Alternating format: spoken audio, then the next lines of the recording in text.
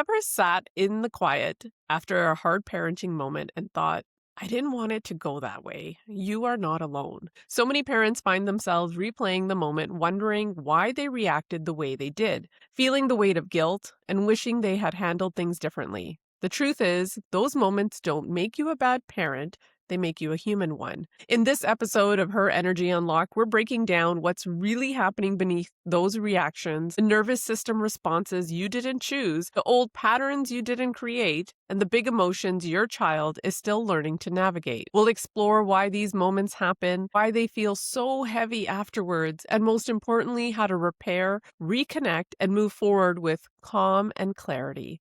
This conversation is here to remind you you're not failing. You're learning, and you don't have to do it alone. Today's guest brings both heart and deep professional expertise to the work she does. She has over a decade of experience as a licensed clinical social worker, specializing in family systems, emotional regulation, trauma-informed care, and supporting parents and educators. She's worked in schools, community mental health, and clinical settings, guiding individuals and families through some of the most challenging seasons. Now, as a mental wellness coach, she helps people navigate parenting, life transitions, emotional stress, and moments of disconnection. Through coaching, workshops, and practical tools, she empowers individuals, families, and professionals to build emotional awareness, resilience, and meaningful connection.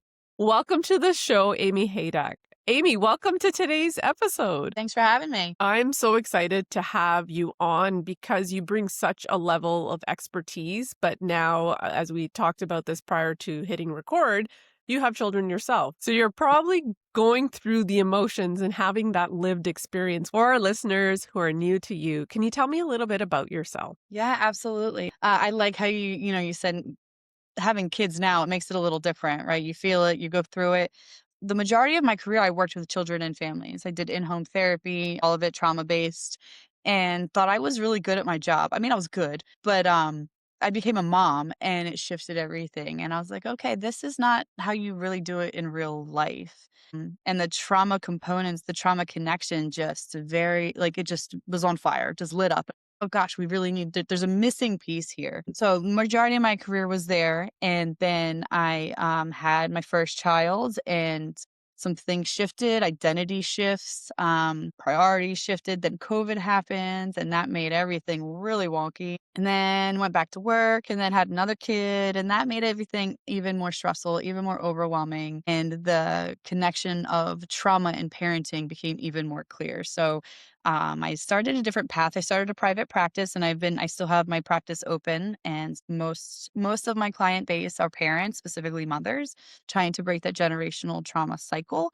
And then I started the coaching business and still navigating what that looks like. But it very much is focused on the breaking generational cycles and all of the components that come to it. It's just an accumulation of what I've experienced professionally in my career, what I'm still seeing in clients that I'm working with, but also my own personal experience as well. So I'm trying to make it not trying, I have made it very comprehensive. My kids are 20, 18, and 17, and I'm now reliving what I was at that age and what I was going through.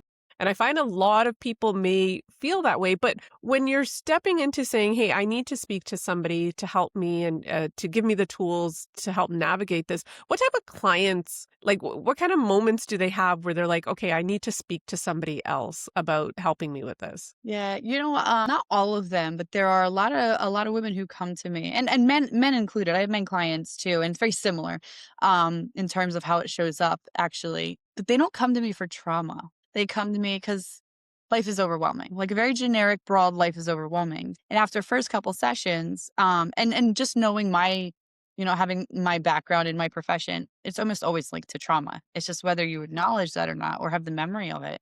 Because a lot of times it gets very repressed and it shows up in our behavioral reactions, right? But after a few sessions, I bring in the psychoeducational trauma. And I'm a nerd for psychoeducation. I love teaching about the neuroscience, how the brain's developed and how we respond. I love all of that. I can talk for a very long time about all of that. And then I see them go, oh, okay, I'm not crazy. There's a reason I'm feeling this way. There's a reason I'm behaving this way. That makes sense. And yes, we still have a lot of healing to do and a lot of deep diving to do. I think, but that education alone, or that I'm seeing, and I'm not judged, man, I feel like I'm a virtual therapist, but I feel like I can see it lifted off of their shoulders sometimes, and it's such a great feeling to have. Connection of the dots of saying, "Oh, that's why I'm feeling this way," or "That's why I'm reacting in these parenting situations." Maybe, it's learned behavior that's how my mom reacted, and so that's how I'm reacting, and good for the clients who are taking that step in not just repeating the cycle, but saying, "Hey, this needs to change, and we're gonna be the first generation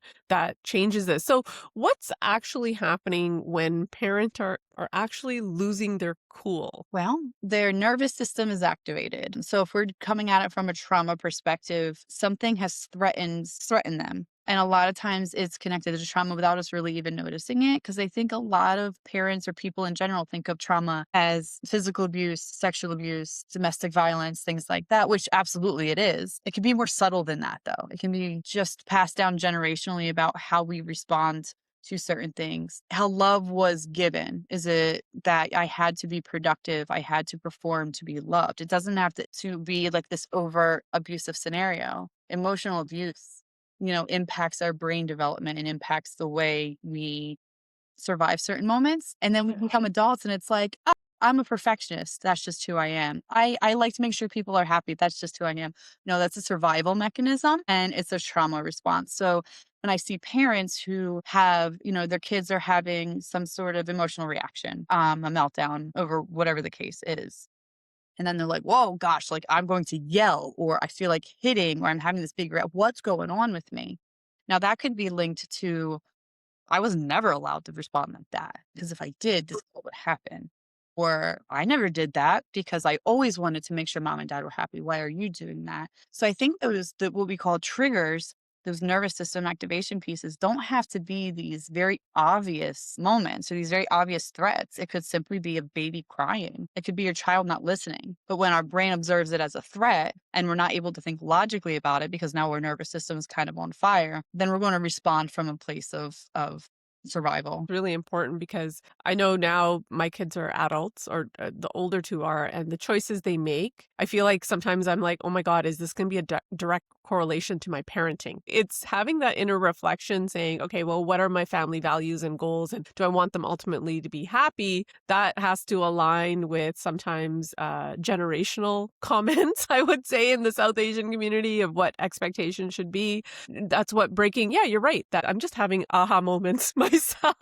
You can see me, I'm like, "Oh, that's why but I wanna be transparent that I've never parented kids this age, so I don't have a guidebook, and the way I was parented was much different given the family circumstances. That's why these conversations are really important to have so that you can align yourself and think about the things that you are doing and how you are responding. What are some early signs of kind of emotional dysregulation? I like to teach like a scaling, right? I don't know how many people in general, because this is just the culture of how busy we live life. I don't think we actually notice that we are dysregulated until we're much higher on the scale. So if you think of a scale like 1 to 10, where's your threshold of, okay, I'm neutral, I'm good, this is okay, I'm starting to get triggered, and then I'm so triggered like my skills won't work or I'm going to explode kind of a space. But it's different for everybody. It could be a physical pain. It could be, my heart's racing. I'm feeling anxiety. Where is it showing up in my body? It could be a headache. It could be spiraling thoughts. It could be shut down, right? It could be the exact opposite of reacting with yelling. It could just be, I'm frozen. I can't exist anymore. Like I can't speak anymore. When it gets that level, we've missed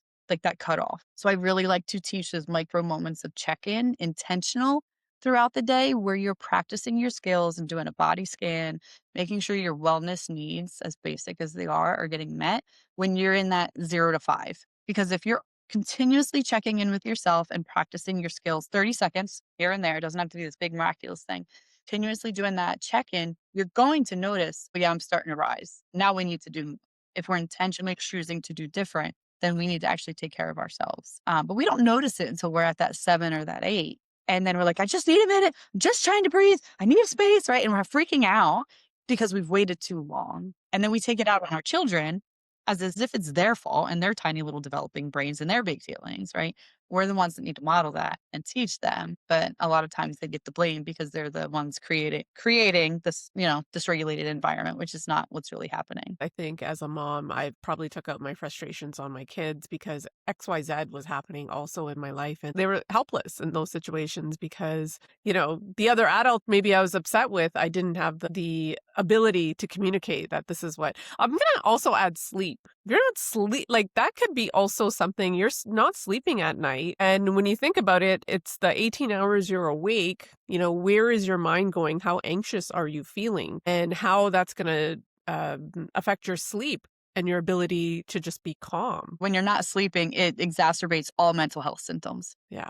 Yeah. And I Yeah. think that's with new moms, right? They say it takes a village to raise children. And now we're kind of in this society of singular family life. And so support systems aren't there. And so that's why being aware of what that new mom is going through, she's also feeling hormonal changes too, Things. right? And is responsible for a whole human. And also, even for those of us who do have villages, sometimes we have trouble asking for help, even though we really need it. And then we don't ask for help. And then we become resentful that we're doing it all ourselves. And it's this big cycle, right? And that, it's always rooted somewhere. And I love being able to, unpeel those layers and help women understand, like, what's the reason for the behavior to begin with. And when they understand the reason for it, then we can make a change. And that's a pretty cool process too. Let's get into the brain, I guess, of when somebody's having a meltdown. And meltdowns can happen at any age. I've seen adults have meltdowns too. And so, what's actually happening in the child's brain when there's an actual meltdown happening? So there's a difference, in my opinion, between a tantrum and a meltdown, right? So a tantrum is more of a behavioral thing, and they may look similar.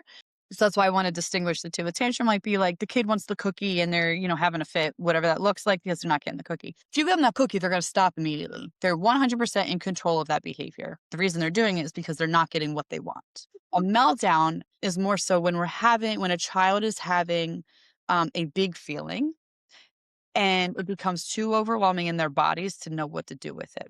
I teach my children, I have a 6 and a 3-year-old. So I teach my 6-year-old these skills all the time. She's also still 6, extremely empathetic and wise beyond her years, in my opinion. So I think sometimes it's hard for me to be like, well, you just use your skills. Like, it's hard. She's still 6, right? We She's still still have to teach. 6, yeah.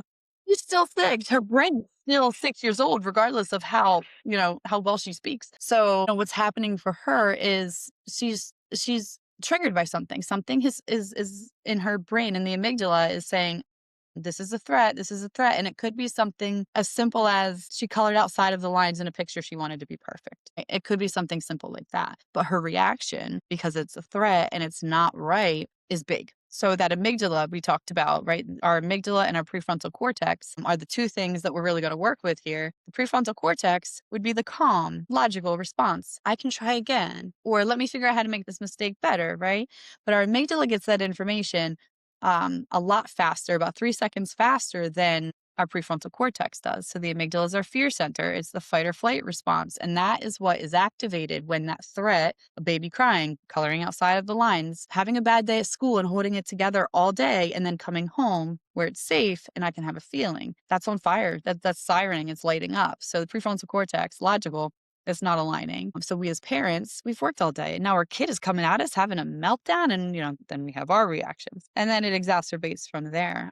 But ultimately what that child needs is to say, someone who's steady and calm, most likely quiet, because they're not logical. They can't hear what you're saying, especially if it's coming out as a lecture, especially if it's coming out as a just calm down, stop crying. There's nothing to cry about, which I feel like is a very typical script that parents say, because for us as parents, depending on how we were raised, it's hard for us to know what to do with that feeling because we couldn't have those feelings, or maybe they were shamed, or maybe they were punished, or whatever the case was, right? So there's so much happening in that moment. Ultimately, the brain and the body cannot calm down if that child is not feeling safe. So it's our job, regardless of our opinion of how they're reacting or what they're reacting how, it's our job as parents to co-regulate, which means we have to regulate first to help them feel safe enough to regulate. I've heard somewhere, and I can't recall the exact year where your prefrontal cortex is fully developed, because they say Mhm. you shouldn't make life decisions until that has been fully developed. And now I understand why. I Yeah. think it's mid 20s, 26. 26. 26, yeah. Wow, okay. And then so if a child is going through this meltdown and your natural reaction is there's nothing to cry about or you're stressed out, how do you approach that situation then? Quietly. Hmm. Very quietly. This is very, very hard if you haven't done the inner work yet. You want to teach a lesson and you want to set the boundary and the expectations and, afterwards and, and before that is like an ongoing, I'll get to that in a second, but that's an ongoing thing. But in that moment, the quieter you are, the more steady and present you are. So a lot of parents, especially when they're dysregulated, they move very swiftly through the house or their footsteps are harder, or they're slamming door. But those things create an unsafe environment. I mean, when people are like, no, it's not an unsafe house, but emotionally unsafe, right? So there's a child having some big feelings. Maybe he's like, they're like, get away. I don't want you near me. Stay present in the room. And that's really hard sometimes when you're hearing what you're hearing, right? Stay present, especially when they're younger. When they're teenagers, sometimes that might be a different space. But if I say, like, I let my daughter, I say, borrow my calm. I'm calm. I know you're having big feelings right now. Mommy's calm. And it's really hard because I'm really trying so hard to stay calm because I really want to react as well because it's so hard to hear and it's so hard to feel her feelings at the same time. But I've done the wrong way multiple times, and I've also done the way that works best for our family. And each time when I'm calmer, and this is also a lot of the clients have attempted this as well and feel the same way. When I'm calmer and still and quiet and hold her, she likes to be held. My son, he's questionable sometimes in Yeah. terms of like how to physically respond to him. It calms down the meltdown so much faster. It's Hmm. still uncomfortable while it's happening, but it calms it down so much faster. And then you have a conversation. When the prefrontal cortex is online now, I can hear what's happening. What was going on? I was upset because I was thinking about X, Y, and Z. That's why. I was upset because I was really hungry. And Hmm. you're like, "Are you really kidding me right now? Go get a granola bar." Right? Yeah. And then sometimes it's these minor things, but it's just the idea of being intentional about practicing your emotional regulation skills and doing those check-ins when, before you need it, so that way it works. It's the same thing with teaching your children how to communicate, with setting those boundaries and limitations. Hey, the next time this happens, what could we do? Let's practice it. You want to practice that in the calm because it will never work when it's on fire if we're not consistently practicing it and reinforcing it when things are calm. That's That's really interesting because so my kids played hockey growing up, and one of the things every hockey manager told us is that whenever you have any complaints about the coaching or the game, you have to wait 24 hours before Yeah. you send that email out. And the reason is so that your nervous system is back to being regulated versus sending off a nasty email in a heightened state. Wait the 24 hours and then have that calmness, and maybe you'll look at the situation a little differently. I also added to that, learning that any major life decision, I always wait 24 hours. Marketers hate me because I'm like, I can't decide on this. I need 24 hours before I sign this contract. They're like, what do you mean? I go, this is just, I need this. This is a rule I have for myself and my family. 24 hours, I come back to it. And if the offer's not there, then it's not meant to be because Mm. I want to make sure I'm calm. Can kids self regulate without us? Only if we teach them. They don't come out of the womb knowing how to self-soothe. And I mean, babies develop things to self-soothe. Some of them do anyway. But ultimately, children, they live what they learn. There was always this old poem. My mom, I don't even know, it's an old newspaper. I have to ask her where it came from, but it was a poem or written thing that said children live what they learn. And it is so just, it's very true because they observe an environment. They absorb what's happening and they live that. Even if we can lecture and teach with our words all we want, but if we're not showing, then it won't happen. Emotional regulation, I think that is one thing the school system I feel has had more intent. And the reason being is I remember going into one of my kids' classes and they had a chart of how you're feeling. And it was like green, yellow, and red. And the teacher saying, oh, are you feeling yellow right now? Okay, so what do we need to do to regulate ourselves? That chart needs to be with us on our home screen. I don't care how old you are. That is something, those check-ins are so important. And that's, I think, I shared with you. Like, let's think of a traffic light. That's the same thing, that threshold. Okay, that orange space, that yellow light that's our threshold. So let's make sure we stay Yeah. below it. But yeah, that's awesome. I think that needs to be, I think you're right that it's coming into schools a lot more. I still don't think it's enough though. I think it needs to be IQ versus EQ. I know which one I prefer. I mean, they're both great, but if you are so dysregulated and struggle with your own feelings so much, your IQ doesn't make a difference at that point. We'll defend the parents. I'm born in 1979. We were not taught any of these tools, and any of this information is just based on either your environment or your self-discovery and your own wanting Yeah. to learn and be better, and showing up. One of the common things I get from parents about therapy when I say, "Hey, you should go to therapy," or "I can't help you with this information." People find they trust me with a lot of personal details for some reason, which is great. I'm offering that safe space, but I also don't have the tools to help you. And so I really encourage therapy because it gives you that safe space to take a deeper dive. And one of the things as well, everybody's talking about mental health. It wasn't a thing back in our day. And I'm like, yeah, but how many people in our generation struggle? They still struggle. People who aren't mentally helping themselves, they can fall through the cracks and go through that, because that generational regulation or deregulation, that still exists, whether or not you use the tools to get through it. And if you're listening to today's podcast, you are taking the first step and being more aware, because at the end of the day, I feel as parents, we just want to be the best parents. And sometimes that takes doing the inner work yourself, which can be very hard, but you know what? You got to do it. You got to do it. When I do trauma work, people are like, I don't want to, it's going to bring up too much. It's going to hurt.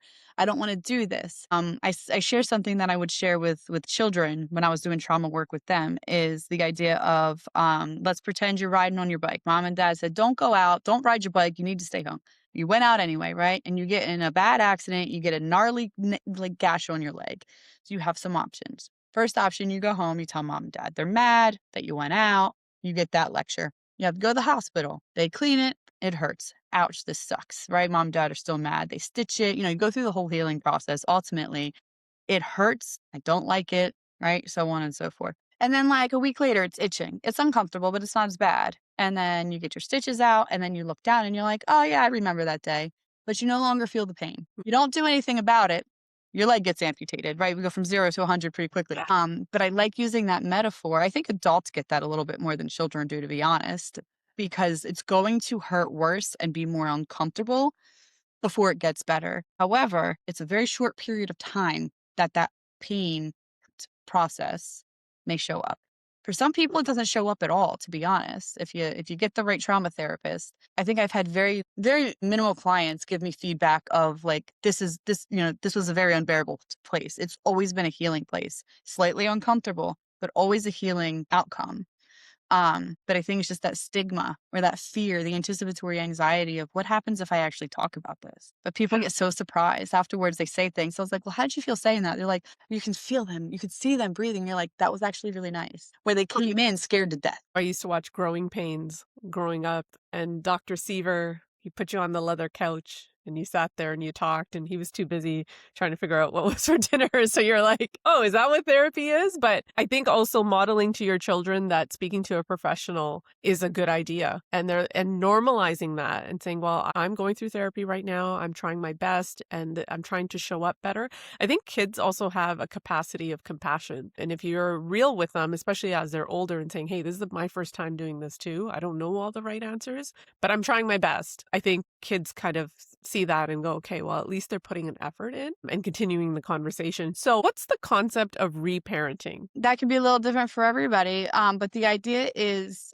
and I'll give you just kind of like an example of an exercise that I've given a client. Think of a childhood version of you that has been through hurt. Whatever your trauma is, whatever your hurt is, find a picture of, let's say you're 6. Find a picture of 6-year-old you. Put that picture on the fridge, put it somewhere where you see it often. And as you want to react to your child is having some big feelings, not listening, whatever the case is, before you respond, look at your 6-year-old self and respond in the same way to your child that 6-year-old you needed to be responded to.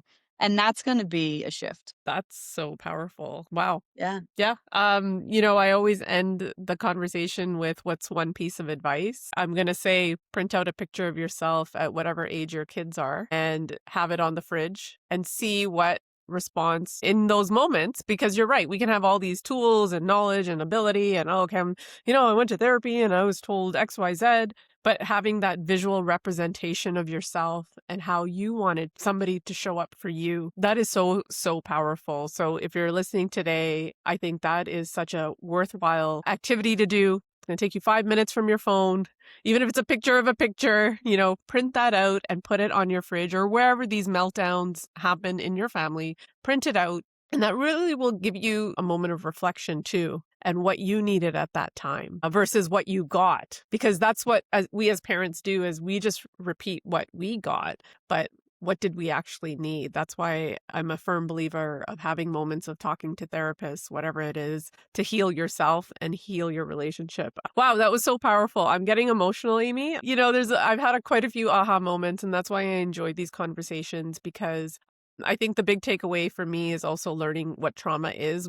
I know I've automatically associated it with physical trauma or sexual trauma or whatever that is, but trauma can also be emotional, and it could be very heavy hitting and overbearing. I just want to thank everybody for listening today. Amy, thank you so much for being on today's episode of Her Energy Unlocked. If people want to find you and continue the conversation, what is the best way to get a hold of you? My website is very easy. It's amyhaydakcoaching.com. It's a pretty simple website to navigate. There's a contact page.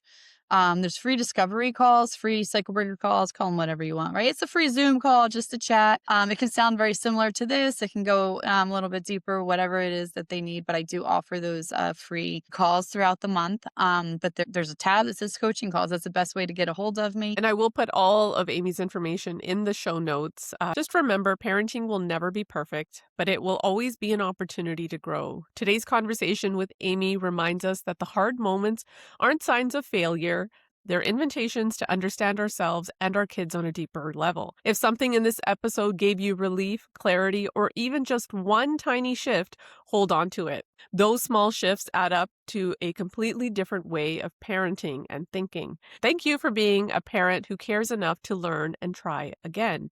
If you enjoyed today's episode, make sure you subscribe and continue the conversation over on Instagram or TikTok at Her Energy Unlocked Podcast. I cannot wait to hear from you. Amy, thank you so much for this amazing and powerful conversation. I am leaving with so many ideas and just things I need to unlock now and journal and process and talk and share with my own kids. So until next time, remember, your energy is yours to reclaim. Your story is yours to rewrite, and your next chapter is waiting. And I will see you in the next episode. Bye for now.